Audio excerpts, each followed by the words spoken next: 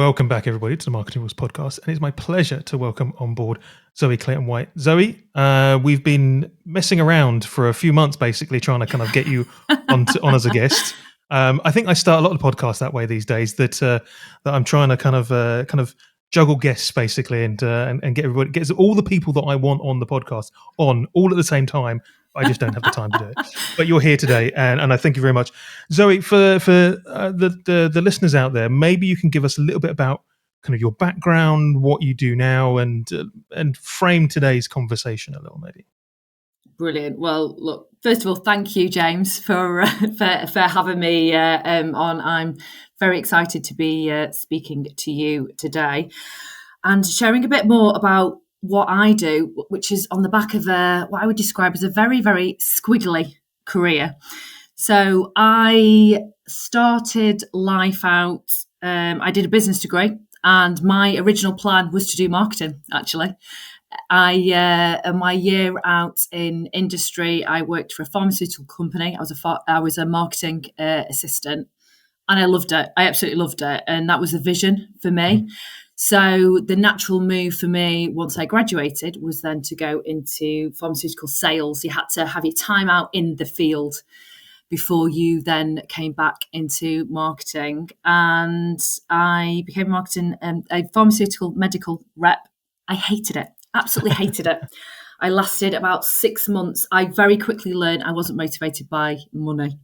So, however, that experience led me into healthcare advertising. I then spent 10 years in advertising across the healthcare space and business to consumer.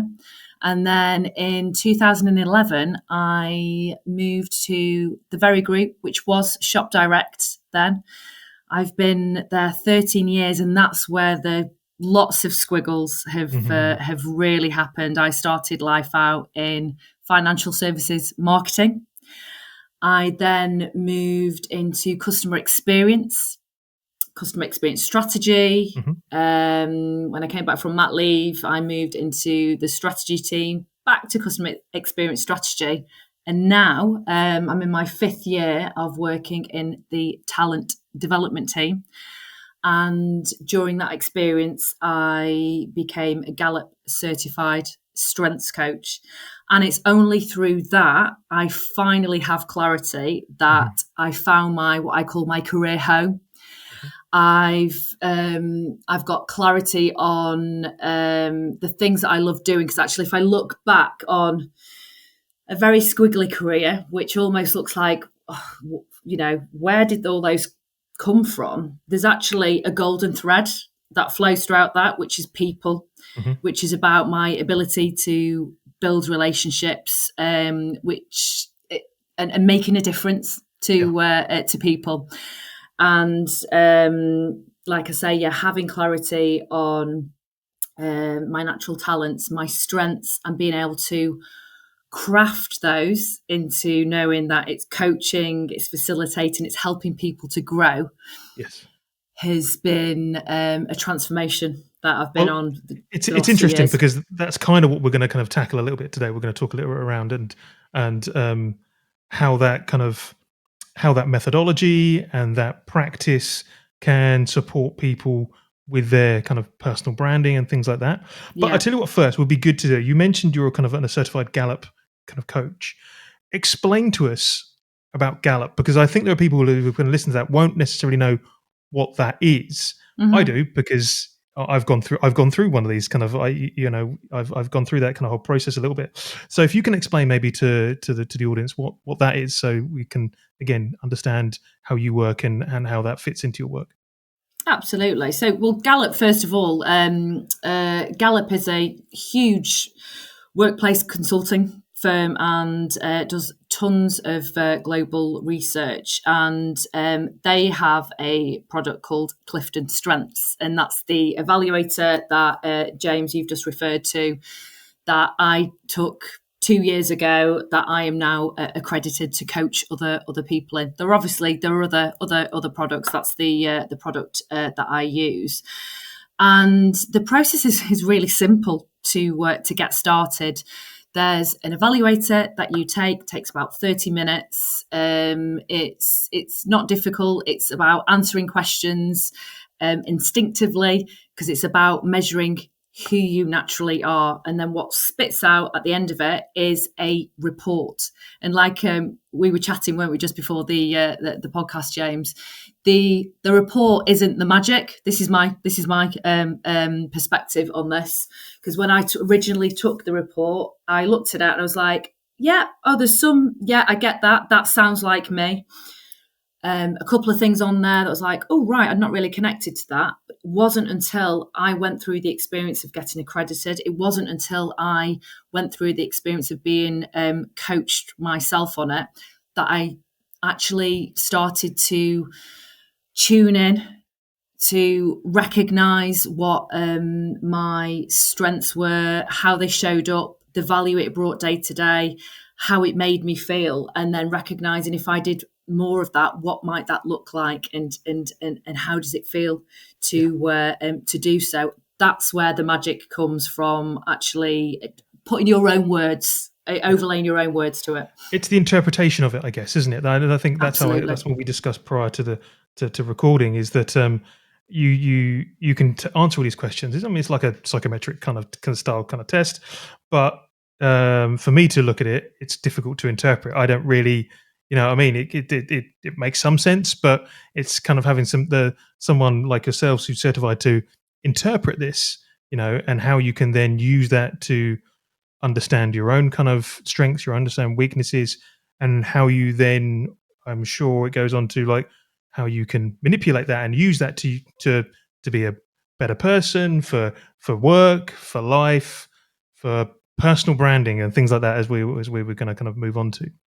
Absolutely. Yeah, absolutely. I mean, for me personally, it's I talk about it's supercharged my confidence and performance. I'm not naturally a self-assured individual, so I need validation from others. But having real clarity in terms of what it is that I'm great at, and being able to recognize that has helped me to believe in myself a lot more.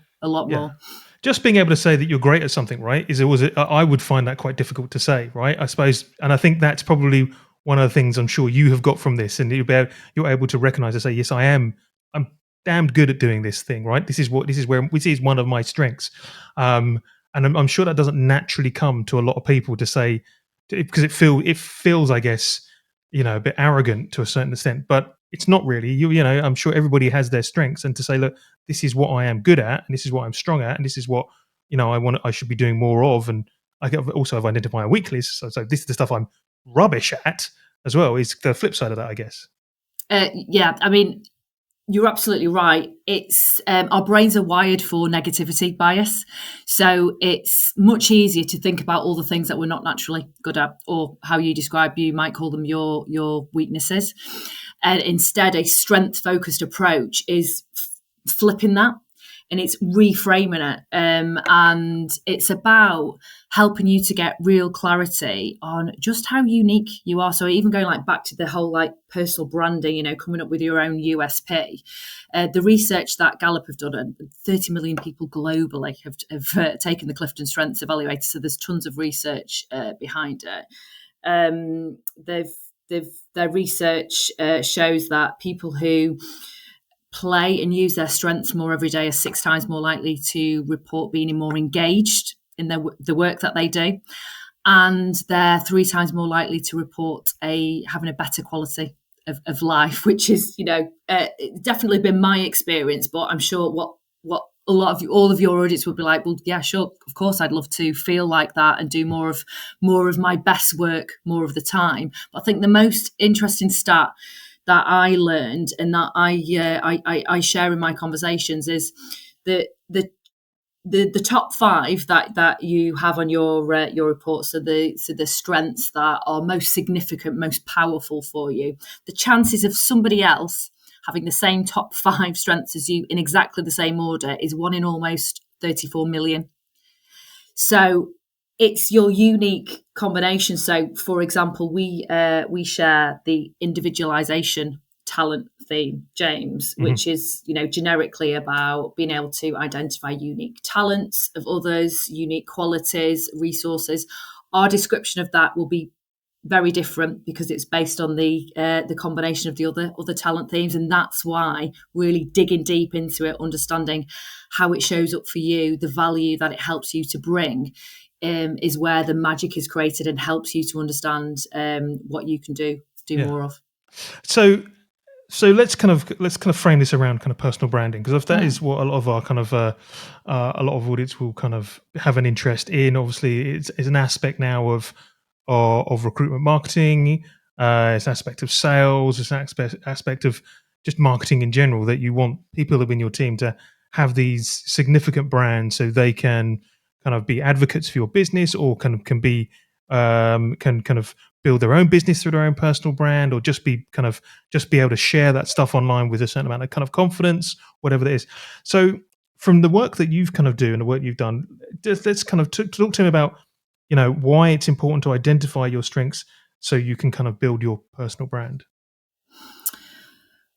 Why is it important? Well, if I share it from my perspective, it's been important for me because I suppose if I reflect back on my squiggliness, there was probably a time whereby I thought, do you know what? If I say I was made redundant, I don't actually know what it is that I would go and look for, because I've done lots of stuff. I almost went through a phase of feeling like I'm quite generic. I don't know what is it, the thing that I'm an expert in. And everybody is an expert in themselves. It's just that you don't necessarily know what that value is that you've got, and being able to label it as a value and then translate that into things that you can do professionally. And that's what it's really helped me to do. So, for example, if you think about talent in a really basic way, such as your natural ability to be able to come up with lots of different options or routes for tackling a plan, solving a problem, going after an opportunity. It might be a natural talent, could be described as your ability to be able to connect with strangers, strike up a conversation, help somebody feel really warm. It could be your ability to be able to create order, structure things. There's 34 different talent themes. I'm not going to go through all of them, but the point I'm trying to make is it's those everyday stuff that you just do that you don't even think about because it's just your natural way of doing things, but that all have a value. And if you're not able to understand what that is and what that value is, then it's hard to be able to articulate that and share with a manager, with a prospective client, with your team in terms of what it is you do, how you do it, and the benefits that are associated with that. And that's been the difference for me. It's helped me to realise what I'm an expert in. And I'm an expert in being able to build great relationships, in inspiring individuals, in helping individuals to grow and see the value that they offer. And then understanding that has helped me to craft more of that work in the brilliant work I do at Very. And it's encouraged me to do what I'm calling this is my passion project, which is offer external coaching. So it kind of putting that back into what maybe our listeners understand as kind of personal branding. You're overcoming one of the problems we often see is when it comes to people with personal brand is not knowing what to talk about, right? And not knowing what to say. And that probably comes down to, well, they don't think that anyone wants to listen to them. They've got nothing necessarily. They're not an expert on this on something. So how do they then articulate if they don't feel that they're an expert in something? So why would they then go online or whatever channel it is they use to talk about something, to build your personal brand as a subject matter expert or thought leader? I'm not really a fan of the term, but that kind of thing. Yeah. So you've overcome that because you understand where your kind of strengths are. So you realize that I'm good at this. So I can talk about this with authority. I can talk about this and people I'm almost sure will want to listen, because I know that damn sure that I'm pretty good at this, and that probably better than the other people out there, and so I will kind of build a following. So I think that's kind of how I would see it, what you've just described from a kind of a personal branding / marketing kind of perspective. Yeah, I love that, and something that is really important to me, but I think is important for anybody who is sharing things on social media, is being authentic. Because it's people see through it. So I think if it's something that comes from the heart, it's you talking about something that really means something to you, that will naturally come across. And I've had people who've said, I love the videos that you share, and they're really passionate, and that's just my natural way of doing stuff. And I don't put anything on for the camera or anything. It's just me, and it's almost, I only want people to follow me who want to, who are inspired by that sort of thing. It's for me, this journey that I'm going on isn't about becoming well known or creating a huge obscene number of followers. That's not important to me personally. What's important is being able to share my journey, inspire others to get started on their own journey of strengths, and to make a difference. In fact, I've just announced that I've created a free strengths worksheet to help people just make that start. So you don't have to do the Clifton Strengths evaluator. That's if you want to go much deeper in terms of your learning. It's a great place to start, but I want people just to get started and start to think about themselves in a positive way. Again, breaking down that negativity bias that we talked about earlier. But the things like, the some of the reasons why people want a better personal brand for more followers and seen as, that will just come, right? That's not, that isn't, it's not necessarily, if that's your goal, then there's ways you can hack that, right? If you want lots of followers, right? Yeah. But you're right around this kind of authenticity piece, and people will see through that, which is completely true. But followers and likes and shares and all that, some of that vanity stuff and some of the bigger stuff around potentially, and I get, there is, I'm not saying there's an ulterior motive, but people will want to work with you because they understand that kind of you've been through this, you've done this kind of whole process, you've been through the coaching yourself, and you've kind of now become certified so much that you are an expert in it, and people will want to work with you and want to talk to you and want to follow you, want to hear what you want to say, as a consequence of just kind of being out there and doing more of this stuff, right? So it's circular, you know what I mean, isn't it? Yeah. Yeah, absolutely. And if someone would have told me 2 years ago when I started the accreditation that I would be doing podcasts, that I would be sharing videos, that I would be creating a web, doing all of these things, I would have thought you were bonkers, because that wasn't the objective. I didn't have a vision in mind. It's almost been this